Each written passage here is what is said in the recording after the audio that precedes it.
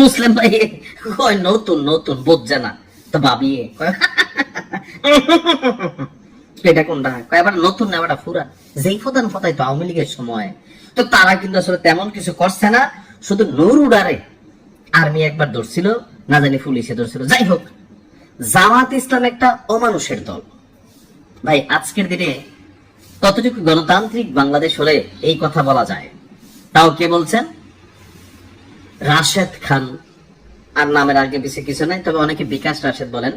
কিন্তু আমরা সকলে জানি যে গণ অধিকার পরিষদের যিনি সাধারণ সম্পাদক আছেন মোহাম্মদ রাশেদ খান, তাদের কিন্তু অনেক বর্ণাঢ্য অতীত ইতিহাস আছে। যারা পাবলিকলি কিন্তু লাইভে এসে বুদ্ধি দিত আমাদের বোনদেরকে, যে খালি বিকাশ করেন, বিদেশ থেকে জামাইরা যে হাত খরচের টাকা পাঠাইছে বিকাশ টিকাশ করে আমাদের দলটা চালানোর জন্য সুযোগ করে দেন। এমনকি শেখ হাসিনা সরকার পতনের আগে পরে যারা সবচেয়ে বেশি সুবিধাভোগী বা মানে যাদের লাইফ বদলে গেছে, এর মধ্যে রাশেদ খান একজন। চেহারা ছবিতে কিন্তু আরেকটা ভাই সরছে। যাই হোক, বাংলাদেশ জামাত ইসলামকে একটা অমানুষের দল বলে মন্তব্য করছেন। আচ্ছা, এখন এটা কি স্লিপ অফ টাং? জামাতের তারা চাইলে শেয়ার করতে পারেন ভিডিওটা। কেন আসলে তিনি এই কথা বললেন? এটা কি আওয়ামী লীগকে খুশি করার জন্য, শেখ হাসিনাকে খুশি করার জন্য, নাকি অন্য কোনো কারণে? তিনি ফেসবুক পোস্টে বলছেন, আমি গতকাল ঠিকই বলছিলাম জামাত ইসলাম একটা অমানুষের দল।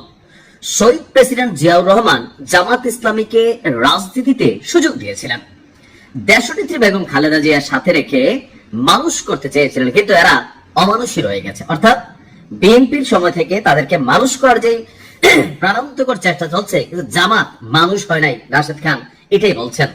এমনকি এটা একটা প্রমাণ হলো, গতকালকে জামাতের আমির বললেন, আগে ছিল জাতীয়তাবাদী দল, এখন হয়েছে চাঁদাবাজ দল।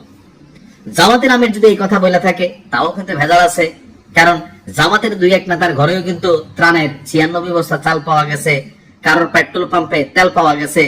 এখন ধরেন আসলে সবাইকে দোষ থেকে মুক্ত, কেউ হয়তো বেশি করতেছে, কেউ 1% হলেও করতেছে।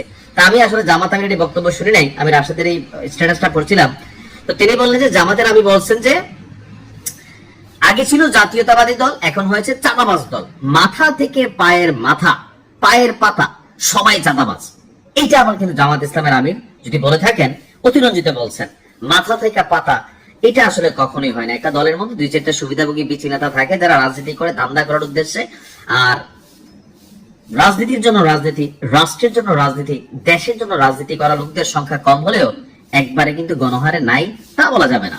তো এই কারণেই রাশেদ খান খেপছে। তার বক্তব্য হচ্ছে যে সাদা দাড়ি রেখে আর মাথায় টুপি দিয়ে যারা মিথ্যা বলে, আমি তাদেরকে মানুষ নয় অমানুষই মনে করি। ঘুরে ঘুরে সেই শেখ হাসিনার যে, তাহলে তো জামাতকে যে শেখ হাসিনা নিষিদ্ধ করলো, রাশেদ খান কি সেটার পক্ষে? মানে আই ডোন্ট নো। তারপর বলছেন যে এই দলটার আগা থেকে গোড়া অমানুষে ভরা, অর্থাৎ জামাত ইসলামের সবগুলাই অমানুষ।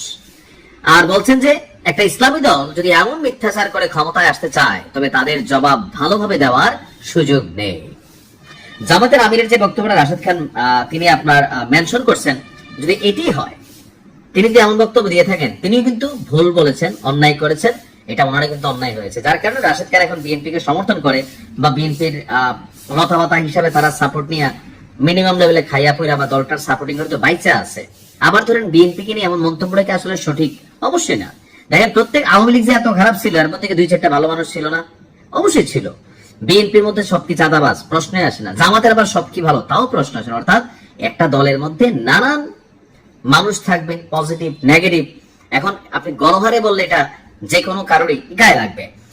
তো তিনি আপনার বলছেন যে দুর্নীতি চাঁদাবাজ একটি সার্বজনীন সমস্যা, এই সমস্যা দলের কতিপয় ব্যক্তি যেমন করে, দল না করা সন্ত্রাসীরও করে। এটা কিন্তু রাশেদের বক্তব্য সঠিক। গণঅভ্যুত্থানের নায়ক হান্নান মাসুদ পর্যন্ত চাঁদাবাজদের ছাড়াতে থানা পর্যন্ত চলে যায়, গেছে কিন্তু হান্নান, মানে চাঁদাবাজদের ছাড়ানোর জন্য কিন্তু আসলেই গেছে। অনেকে বলতো ভাগ টাকা খায়। আবার বলছেন বৈষম্য বিরোধী ছাত্র আন্দোলনের বেশ কিছু নেতার বিরুদ্ধে তো এমন অভিযোগ, এসব অভিযোগ কেউ গ্রেফতারও হয়েছে। তো তিনি আবার বলছেন ডক্টর ইউনূস যে 18 মাস লুটপাট করে গেছে এই সরকারটা, তো কই এ নিয়ে তো আপনারা তেমন কোনো তদন্ত চান না কেন? এটাও প্রশ্ন। ভাসুরের নাম মুখে নিলে অন্য কিছু বের হবে? এই সরকার তো লুটপাট করছে, এটা প্রমাণিত, অনেক কিছু বের হচ্ছে। জামাত আসলে কিন্তু তাদের বেলা আবার কথা বলেন না ভাই, কেন? এখন আমার কথা হচ্ছে কি, যেটা লিগ্যাল আমরা এটা বলতে হয়। এখন রাশেদ খান কি বললেন, কেন বললেন, নিশ্চয় বুঝতে পারছেন। এখন এটা কি আসলে সঠিক? তিনি যে আবার বললেন পুরোটা দল অমানুষের দল, এটা আবার উচিত না। কিন্তু কথা হলো কি, ওই যে যেমন রাজনীতিতে তেমন ভাবে উত্তর দেওয়া লাগে নাকি, না আমি বুঝি না আর কি, আমি তো ছোট মানুষ। যাই হোক, ভালো থাকেন।